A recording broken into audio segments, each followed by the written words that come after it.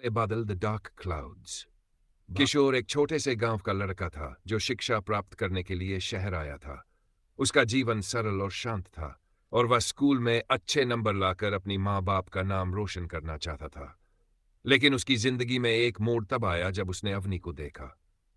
अवनी एक रहस्यमयी लड़की थी जिसकी आंखों में एक अजीब सी गहराई थी। वह हमेशा अकेली रहती और कभी किसी से बात नहीं करती। किशोर ने पहले उसे अनदेखा किया, लेकिन एक दिन वह अचानक उसके पास आकर बोली, तुम मेरी मदद नहीं कर सकते क्योंकि तुम नहीं जान पाओगे कि क्या करना है। किशोर ने इस बात को मजाक में लिया, लेकिन अवनी की बातों ने उसे सोचने पर मजबूर कर दिया। वह जानने की कोशिश करने लगा कि आखिर अवनी का सच क्या है। कुछ ही दिनों बाद किशोर की जिंदगी में अजीब घटनाएं घटने लगीं। उसकी किताबें गायब होने लगीं और जब वह किसी से मदद मांगता तो लोग उसे पागल समझते। वह खुद को अकेला महसूस करने लगा और उसे एहसास हुआ कि वह किसी बड़े साजिश का हिस्सा बन चुका है। एक दिन किशोर ने अवनी से फिर मुलाकात की।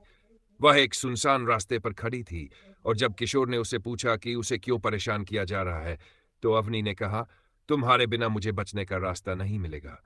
तुम मुझे उस काले धुएं से बचा सकोगे।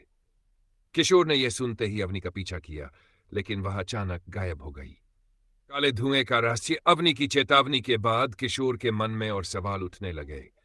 वह तय करता है कि वह अवनी के बारे में और जानने की कोशिश करेगा। उसने अवनी की खोज शुरू कर दी। कई दिन वह उसे ढूंढता रहा, लेकिन हर बार अवनी गायब हो जाती। एक रात किशोर को एक पुरानी किताब मिली जिसमें उस काले धुएं के बारे में कुछ जानकारी थी। किताब के अनुसार यह काला धुआं एक पुरानी शापित आत्मा से जुड़ा हुआ था, जो किसी समय एक नफरत और पाप से भरी हुई घटना का हिस्सा था। वह आत्मा अब एक अंधेरे धुएं के रूप में लोगों की जिंदगी में गलत दिशा में घुस जाती थी। किशोर को अब समझ में आ गया कि यह सारी घटनाएं और अवनी का रहस्य उसी काले धुएं से जुड़ा हुआ था। उसे यह भी समझ आ गया कि अवनी खुद उस आत्मा की शिकार थी और अब उसे बचाने के लिए उसे कुछ करना होगा। संघर्ष और सच्चाई। किशोर ने अवनी की मदद करने का फैसला किया।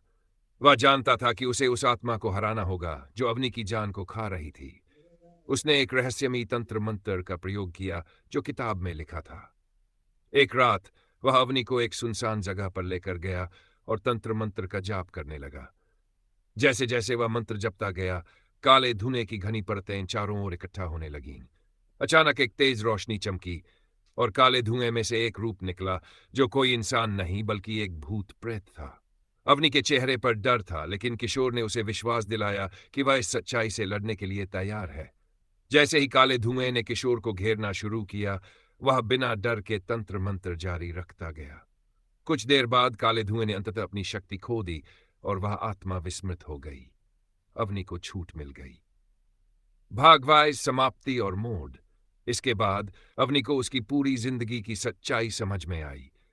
वह इस भूतिया आत्मा के शाप से मुक्त हो चुकी थी, लेकिन उसने यह स्वीकार किया कि जो रहस्य उसने छिपाए थे वे किशोर के सामने अब खुल चुके थे। किशोर ने अवनी को शांति दी और उसे यह समझाया कि वह अब इस बुरे दौर से बाहर निकल सकती है। किशोर और अवनी दोनों को यह एहसास हुआ कि कभी-कभी हमारे सामने जो रहस्य होते हैं वे हमें हमारे असली डर से सामना कराते हैं। अवनी ने किशोर का आभार व्यक्त किया, लेकिन इस सच्चाई को जानने के बाद दोनों की जिंदगी में एक नया मोड़ आया। अवनी ने तय किया कि वह अपनी जिंदगी को नए सिरे से जीने की कोशिश करेगी और किशोर ने यह सीख लिया कि किसी के जीवन में आए अंधकार के बावजूद उम्मीद की रोशनी कभी न खोनी चाहिए।